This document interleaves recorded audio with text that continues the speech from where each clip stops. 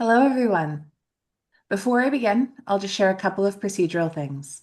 You'll notice that the chat function has been disabled. However, throughout the presentation, you can use the Q&A function to pose questions to our speakers. You'll find this at the bottom of the screen. We will make sure to create plenty of time at the end of the webinar to discuss any of your questions and also hopefully provide more space to ask more questions if there's anything else lingering for you. You'll also see that there's a survey at the end of the webinar that will be on the screen in a QR code posted to the chat and shared with you via email. Please take just a couple of minutes to fill that in to let us know what you liked and what you'd like to see in future webinars. You'll also notice that this webinar is being recorded and it will be posted to Ava's YouTube channel shortly. That means you can revisit this webinar and share it along with any of our previous webinars. As soon as I'm done with the introduction, I'll post that link in the chat. Without further ado, welcome to the Alliance Against Violence and Adversity's Webinar Wednesdays. I'm your host, Dr. Sarah Yursich. With Ava, I'm an early career researcher and lead on the webinar series alongside my amazing colleagues Jason, Andrea, and Isra. Outside of that role, I'm the co-director of the Frieda Center for Research on Violence Against Women and Children, housed in the School of Criminology at Simon Fraser University, and faculty in Sociology and Criminology at Capilano University. I'm joining you today from the unceded traditional and ancestral territories of the Coquitlam First Nation, and on behalf of AVA, which is a national organization, I want to begin by acknowledging that we encourage all Canadians and visitors to Canada to learn about the Indigenous peoples of the lands on which they live, work, or visit, and become engaged allies together. We, as Canadians, in the spirit of truth and reconciliation, respect the self-determinations of First Nations, Métis, and Inuit peoples, and their rights and responsibilities in cultures, languages, and the pursuit of wellness. I'm very excited to share today's webinar with you. The focus is the SPARX program, promoting healthy relationships and preventing dating violence by raising awareness among youth, caregivers, and professionals. And we are joined by Pénélope, Allard-Cobetto, and Émilie Marien. Pénélope holds a bachelor's degree in criminology and a master's degree in sexology. For the past 3 years, she has worked with the Canada Research Chair in Interpersonal Traumas and Resilience as the coordinator of the SPARX program. Émilie holds a bachelor's degree in science high school teaching and a bachelor's degree in sexology. Dedicated to promoting sex education among youth, she now works as a research support agent for the Canada Research Chair in Interpersonal Traumas and Resilience. Welcome, both of you. I'm so excited for your talk today. Thank you. We're excited to be here. So without further ado, I think we'll be able to begin. So me and my colleague Émilie will be talking about the SPARX program today, which aims to promote healthy relationships and prevent dating violence in teenagers, but also raising awareness amongst caregivers and professionals. So to start with a bit of context, intimate partner violence or dating violence when it comes to teenagers is a serious public health issue. What you see on the screen right now are results from Martin Hebert's Youth's Romantic Relationships Survey conducted with 8,000 participants.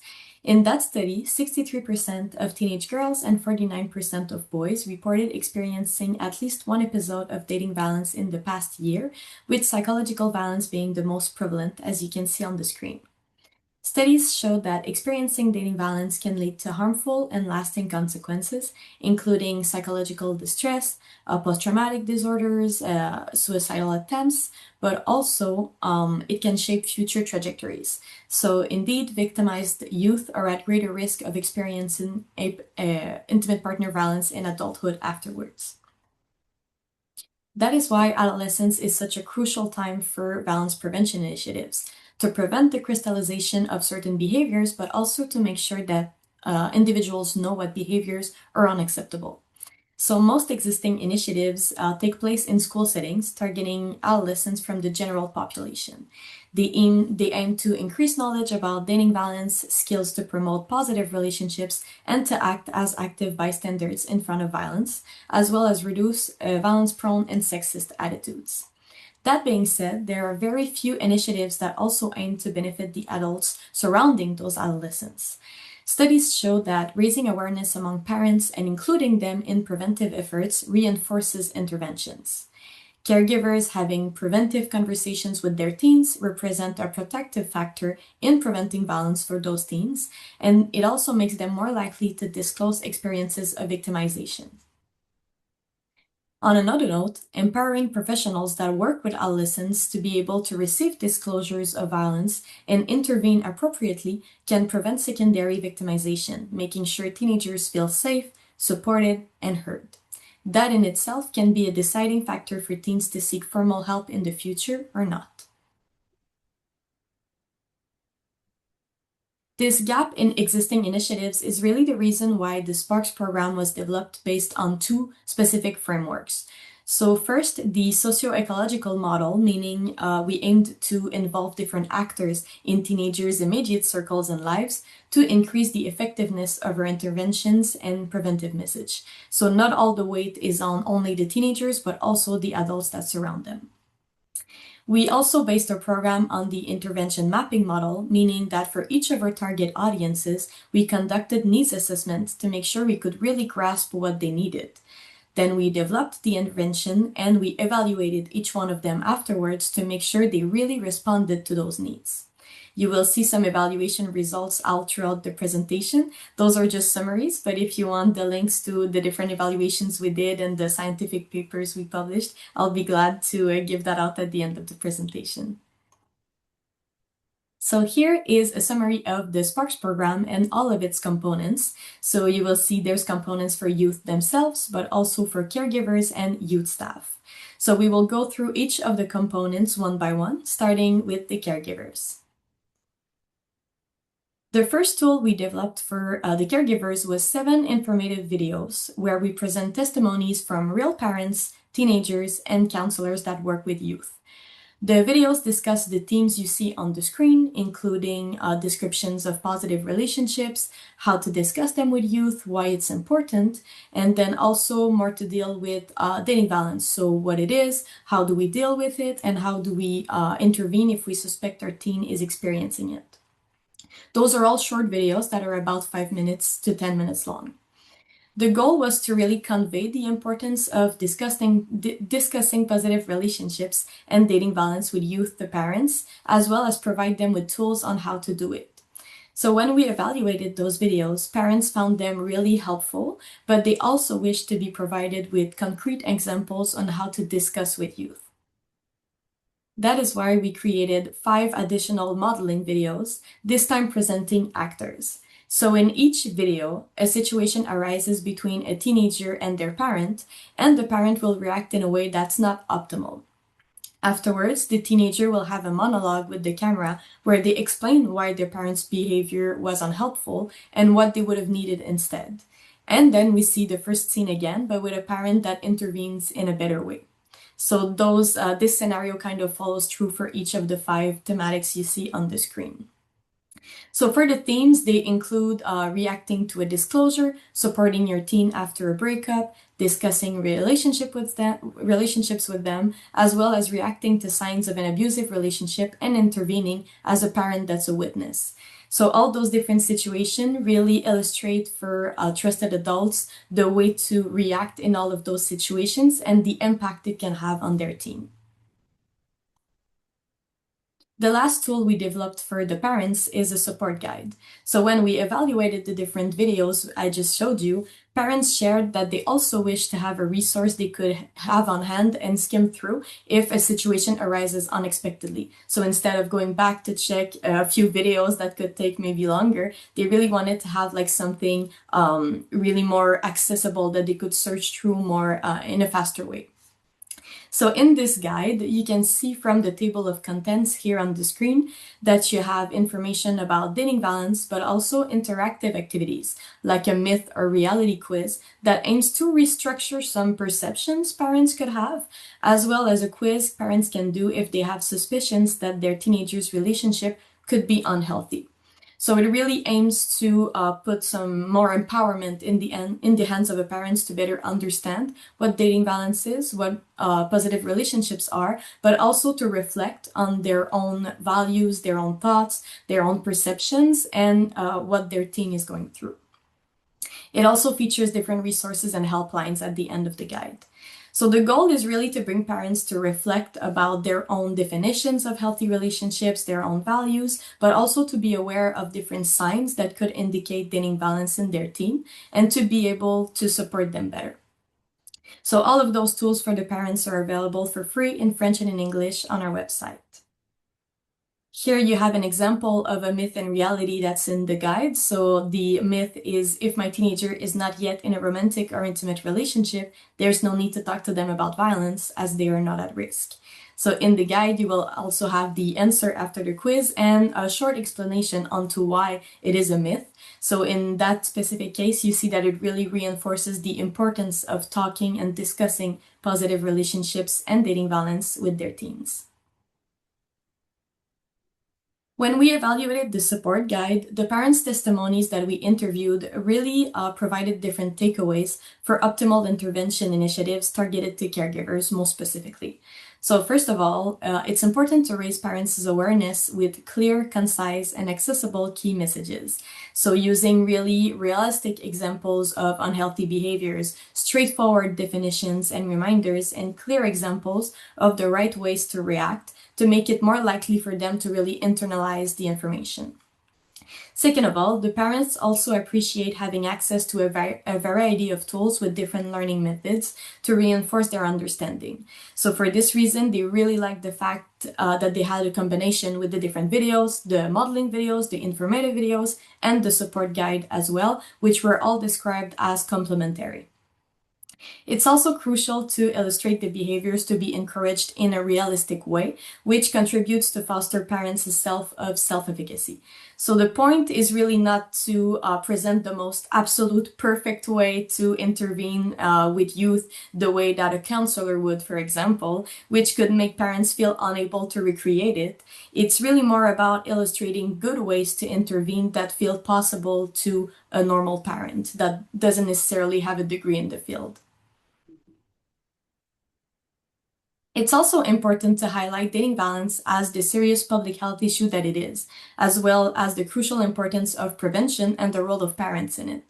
So the parents we interviewed reported in our evaluation that they felt more committed to promoting healthy relationships and having preventive conversations with their youth after using those SPARX tools.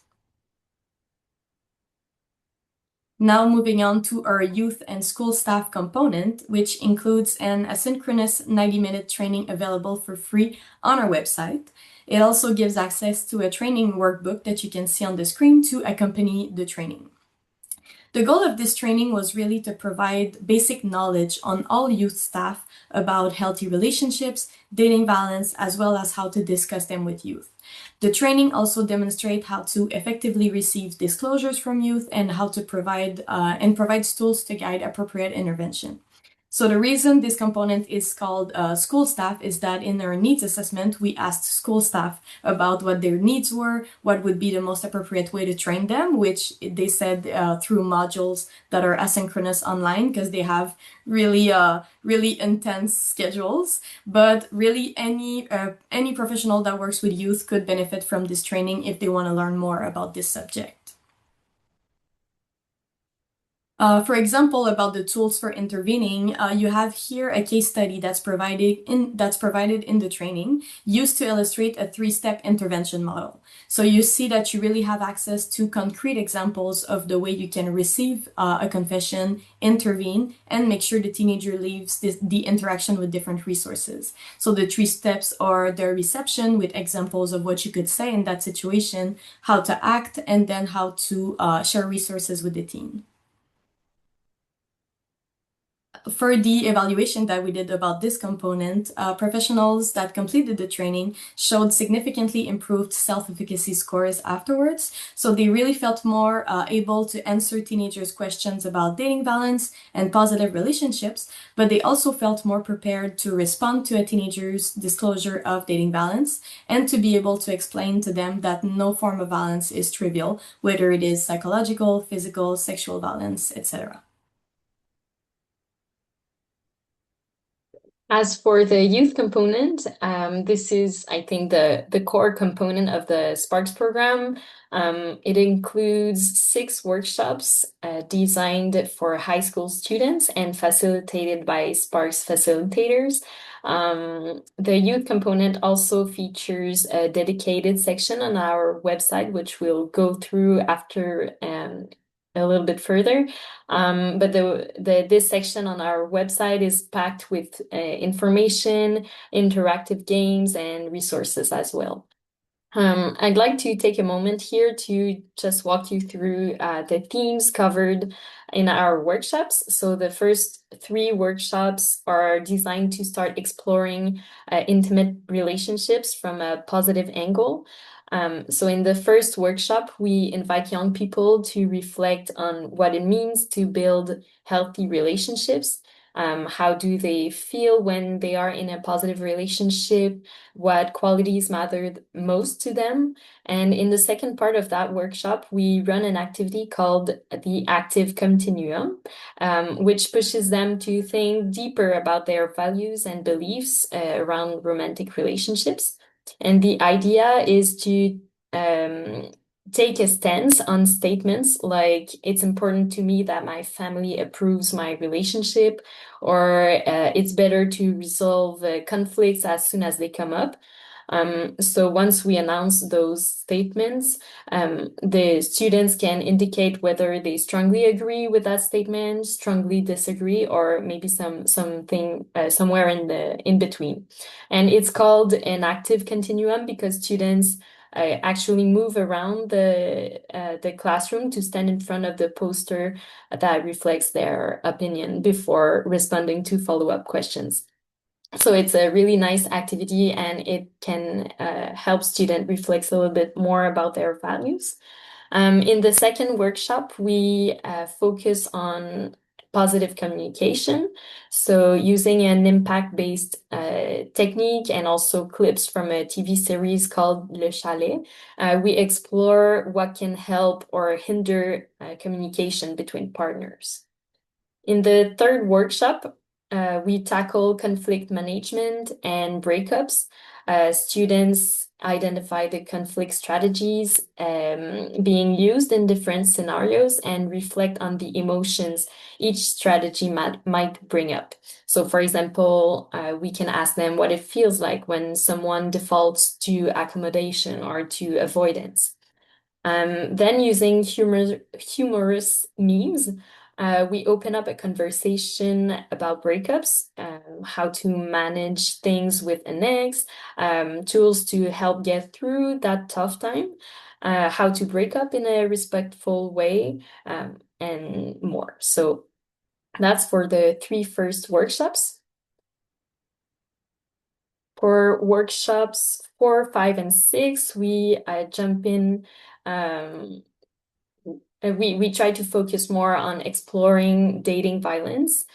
So in the workshop 4, we aim to help students better understand the different forms of violence, so psychological violence, sexual violence, and physical violence. And to do this, we present different testimonials from young people who have reached out to Tel Jeune, which is a helpline for youth.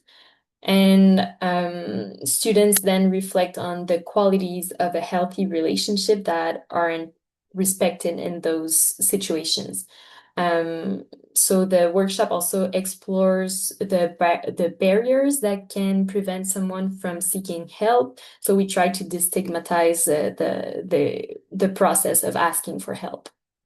In workshop 5, we introduce the cycle of violence in more depth, giving young people the tools to maybe support a friend who might be caught in that circle, or just simply to recognize it when they see it.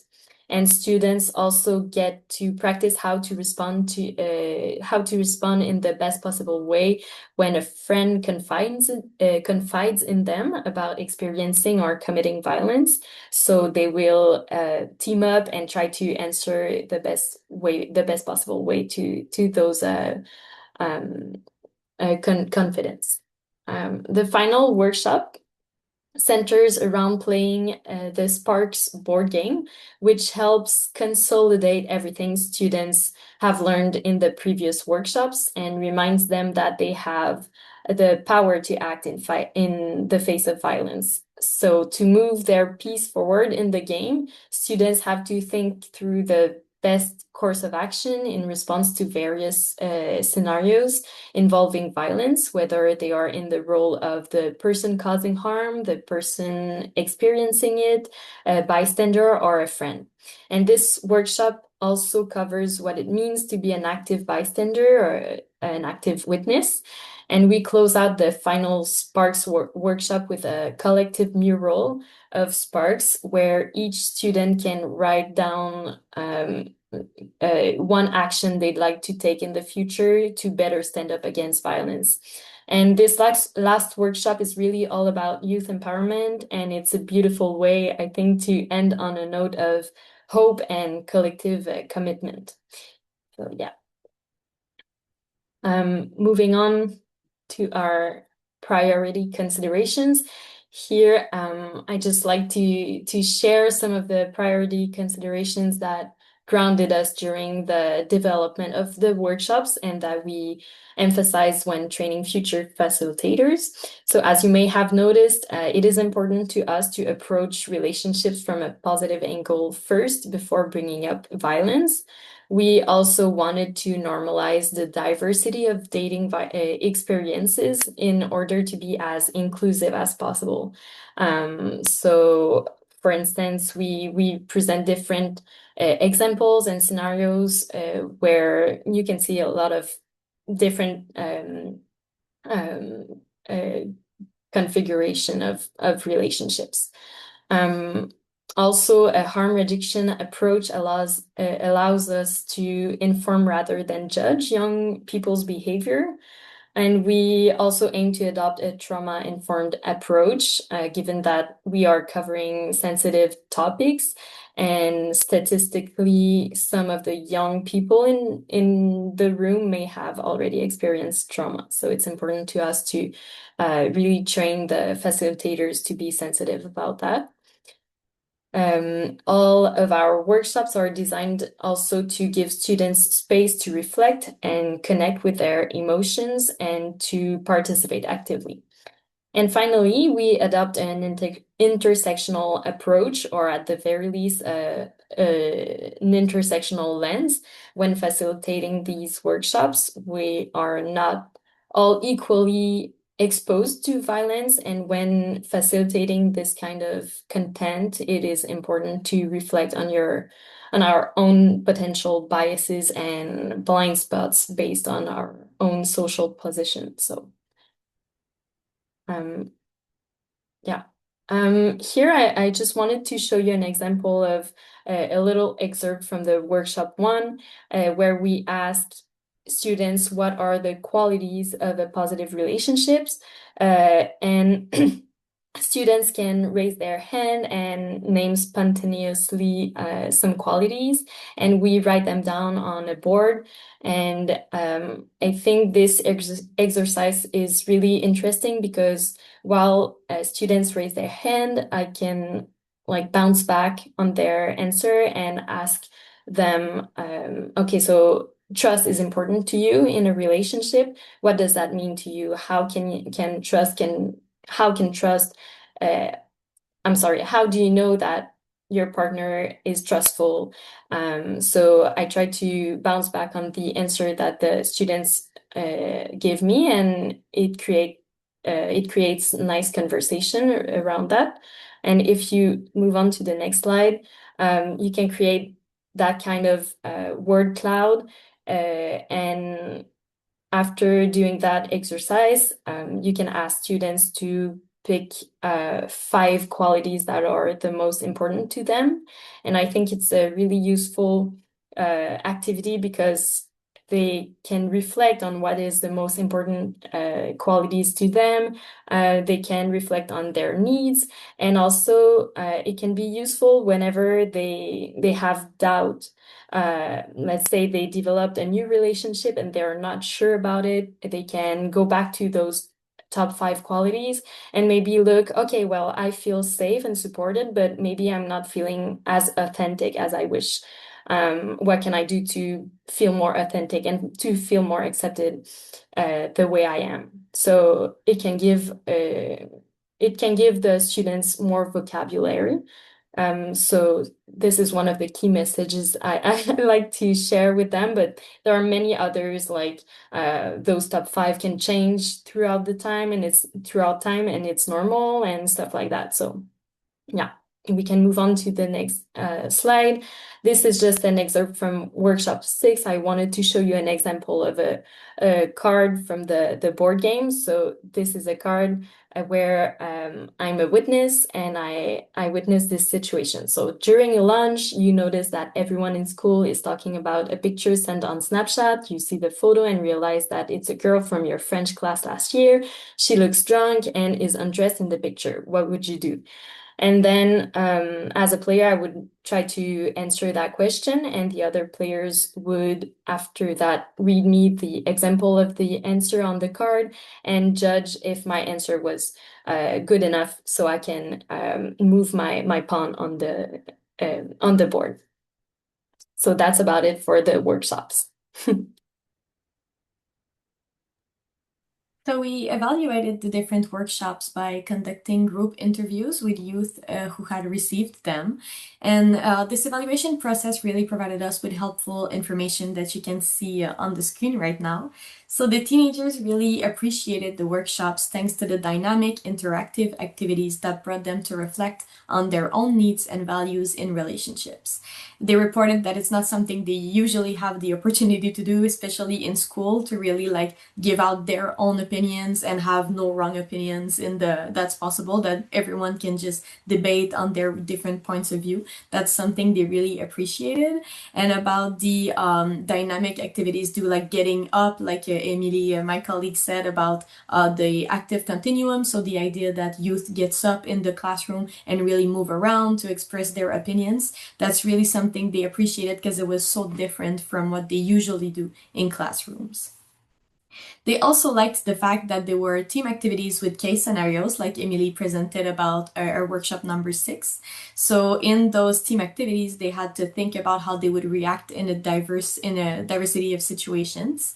And they shared that they were more comfortable sharing in those small groups with their friends, and it provided opportunities to really reflect on the behaviors they would have if faced with different situations of violence. So they really liked that they really had the opportunity to reflect and to think, okay, there's different answers that could be had for all of those different situations, but what would I do in those situations? Some teenagers shared that it's things they never thought about before, but now they felt more ready to act as bystanders, for example, not that they had used this exercise. Teenagers also really liked when we showed real teenagers' testimonies that we do in our workshop number 4, because teenagers really resonate with realistic scenarios that fit their context. So the fact that they could really see situations that happen to youth their age, teenagers said that it really helped them take the workshops more seriously and really think like, okay, those are situations that really happen in real life. And I'm just not like, it could happen to really anyone in my circle. The teenagers also really liked the fact that we addressed healthy relationships just as much as dating violence. So all of those group interviews that we did with the youth also helped us to identify general recommendations for prevention initiatives that target those populations. Like I said, the importance of addressing healthy relationships just as much as violence.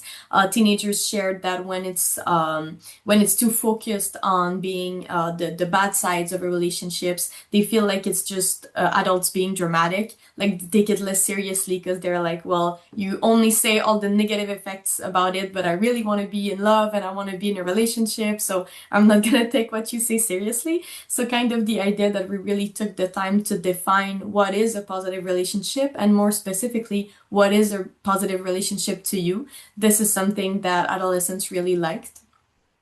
It's also important to make sure to be inclusive of different realities and to use examples that are relevant to today's youth so that they really feel seen in the examples that we give out. It's also important to offer dynamic, engaging, interactive activities and foster learning through play, like I've said before.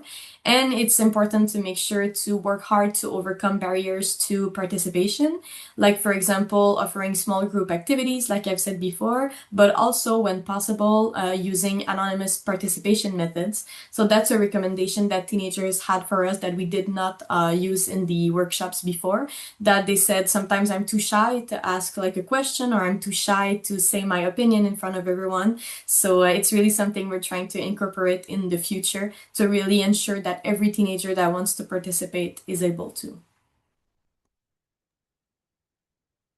The fourth and final component we'd like to present is the youth ambassadors component. When we consulted young people during the development of the program, they told us that yes, it was important to them to have trusted adults around them talking about intimate relationships, but that it was also helpful to have peers at their own age who could speak to those experiences and truly relate to their reality. So that's why we developed this component to encourage peer-to-peer support. So the youth ambassadors component includes an activity guide designed for a committee of young leaders who want to get involved and mobilize around promoting healthy relationships among their peers. And the youth committee must be supported by an adult committee leader. So it's a responsible adult that will support the youth leaders. And the guide also includes a mentoring guide, a training for the youth ambassadors, and 5 ready-to-use activity suggestions with, of course, several adaptations to make the implementation more easier. And this component is currently being evaluated in 4 partner schools. I'll move through this quickly, but we can expect some benefits from the committee. To foster, for example, a culture of support within the school, to help destigmatize help seeking, and encourage also youth ambassadors to develop skills such as leadership, empathy, active listening, and more. So here you can see the 5 activities that we suggest in our activity guide. The first one is a brief workshop facilitated by the youth ambassadors in a classroom, and they can use a Kahoot style quiz to talk about romantic relationships with their peers. The second activity is a social media campaign that can be led by the youth and overseen by the responsible adult. They can also create a collective mural about sexual consent.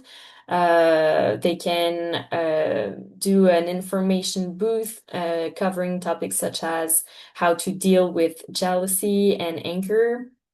And the 5th activity that we propose is a card game. So it's a lunch and play activity on positive communication. And the game cards are ready to print in the guide. So it's kind of a Cards Against Humanity style game, but adapted in an educational way, where players have to complete statements about communication using cards from their hand, and then the students can vote for the best completed sentence or the funnier one. Yeah. So you may be wondering how or where you can actually get all of this material. So to facilitate the SPARX workshops or to support a youth ambassador committee, you need to complete a facilitator training. So we offer this training free of charge, delivered synchronously online. The training runs over a day and a half, and we provide all materials at no cost. So it includes the facilitation guide, the interactive presentations. It also includes the Youth Ambassadors activity guide and the SPARX board game also. The first day covers the full content of the workshops, and the second half day focuses on our intervention approaches and hands-on practice. So that's about the workshop facilitation training.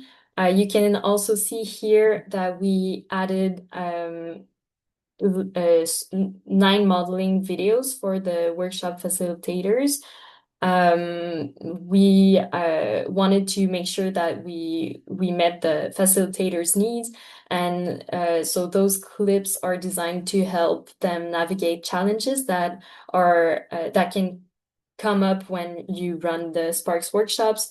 So you can see here the 9 themes covered, ranging from how to reframe inappropriate response to how to facilitate it in a more inclusive way. So those are the 9 modeling videos, and here you can see that we created an optional additional 3-hour train the trainer session. So it's a training for multiplying agents.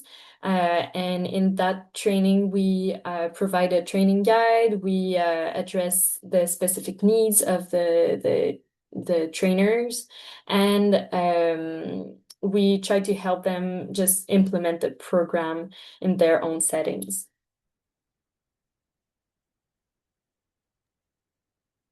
We've also evaluated the training we provide for professionals. So we've had questionnaires before and after the training to see the changes in their knowledge and their self-efficacy scores, and also an appreciation questionnaire after the training. So as you can see here, we found that our facilitation training significantly improved the professional's sense of self-efficacy to promote healthy relationships and dating balance. So different actions that were listed that people felt more comfortable doing after the training was, for example, facilitating workshops about dating balance, about positive relationships, but also supporting teens, etc. And participants were also satisfied of the training received. So you can see in the appreciation questionnaire afterwards that all of the people who responded either agreed or strongly agreed that they felt better equipped to promote positive relationships and to contribute to violence prevention efforts. You also have a few quotes that professionals left on our questionnaires on the screen here. So they really appreciated their ready-to-use materials, and they were satisfied of the training received. As for the multiplying agent training, so the train the trainer session, people also gave good feedback about this training and reported that they had gained new knowledge and skills as a result of this experience, as you can see on the screen here. So every participant either agreed or strongly agreed that they had gained something, so either knowledge, skills, or both from this training. On another note, we've also just created our online SPARX community of practice, which is reserved for professionals who completed one of our trainings. So that include the facilitation training as well as the train the trainer trainings, but also the youth staff training that I presented at the beginning of the session. That is an asynchronous training. So any professional that has completed one of them is eligible to join our community of practice. This online platforms offers research summaries, new intervention tools, resources. We also offer webinars that are based on the professional's needs. So we've done a needs assessment to see what professionals needed in terms of more specialized information, more specialized either information or experts that could speak on challenges they faced when they've implemented our initiatives. So we also offer a space that's a forum to support co-development, but also respond to implementation, challenges and offer help. So for example, if someone is facing specific challenges about a certain workshops or a certain way to do it or a certain like a specialized needs in their class or in their school or something or in their community organization, for example, we can offer help and we keep an eye on this forum, but also other people are always free to chime in and offer their own help if they've faced those challenges. So to register, people just need to complete one of our trainings and then simply create an account on the website. To promote healthy relationships and prevent dating violence even more, we officially launched our digital social media campaign in October 2026. So we're working to reach youth, parents, and professionals, and we connect with teenagers and parents through Instagram and Facebook, and with professionals through Facebook and LinkedIn. So if you'd like to follow us, here are our handles. And we can maybe go to the next slide, so I can show you some of our contents. Thank you. I think you've said October 2026, but we started October Oh, 2025. So Emily sure. will now share some posts we've done. Like it back in the future, but no. So October 2025, yeah, thank you, Penelope. So since our campaign is bilingual, I'll start by walking you through the English language content we've created so far. So we collaborated with Ava to share the key components of our program, and we also took part in a podcast with Prevnet to talk about tips for engaging youth, making content fun, accessible, and relevant to them. So you can go check that out if you'd like to. We also partnered with Connected Parents to create a Q&A series aimed at parents of teenagers.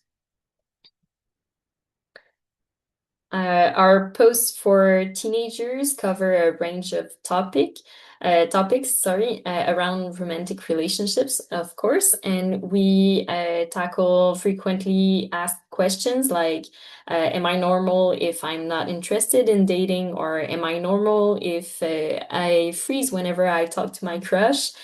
We also help debunk common beliefs, common myths, around conflict resolution, for instance, and more. Here you can see our French language side of our campaign. So we collaborated with Delgen to share clips from our modeling capsules that Penelope presented to you. And so we also created fun short videos for teenagers. We created a vox pop and also scripted scenarios aimed at youth. And finally, you can see the results. So in total, since October 2025, our content has reached over 3 million views. So we're really proud of that results because honestly, we are surprised at the enthusiasm from each targeted population. So the parents, the youth, and the professionals are, yeah, they enjoyed our content, so we are happy with that. And to finish off this webinar, we just wanted to quickly show you a little bit about our SPARX website. So if I can succeed in clicking. Okay, perfect. So you can see tools that I've talked about in this presentation, this webinar. So as I talked about the school staff online training, that's right there. That's accessible in both French and English for free online asynchronously. We also have the tools for caregivers that I've talked about before. So the informative videos are all here. The modeling videos are there as well, and the support guide. But other than the tools I've spoke about today, there's also a lot of different sections with information. So if we focus on caregivers first, there's really a wide range of topics that are tackled in specific details, but also really summarized, so it's really accessible to the parents who don't necessarily know anything about this subject.